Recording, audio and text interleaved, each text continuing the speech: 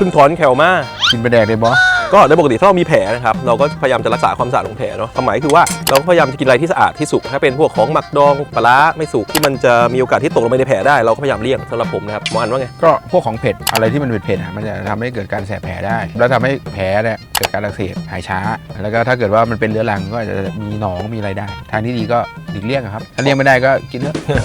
ระวังเอาจริงๆก็ประมาณ7วันนะให้แผลมันสมานดีเนาะเน้นหลักทำความสะอาดเพราะว่าตอนแรกๆก็ถามว่าแปรงฟันได้ไหมก็แปรงฟันได้แต่ว่าบริเวณแผลอาจจะเจ็บอาจจะทำความสะอาดได้ไม่ทั่วถึงมากเท่าไหร่การบ้วนปากที่มันแรงๆสามารถที่จะบ้วนได้แล้วจะเป็นการบ้วนเอาเศษอาหารหรืออะไรต่างๆเนี่ยออกได้ทำให้ลดการติดเชื้อได้เป็นไปได้ก็ควรเลี่ยงก่อนแต่ถ้าไม่ไหวก็ระมัดระวังคือมันห้ามยากของมันอร่อยมันแซ่บเนาะคุณก็ต้องยอมรับผลที่มันอาจจะเกิดตามมาก็ได้คุณจะเลือกอะไรก็ได้ครับแต่ว่าคุณต้องรับผิดชอบกับสิ่งที่เลือกใช่แต่กุมภาอย่าลืมเข้าคูหากาเบอร์อะไรวะ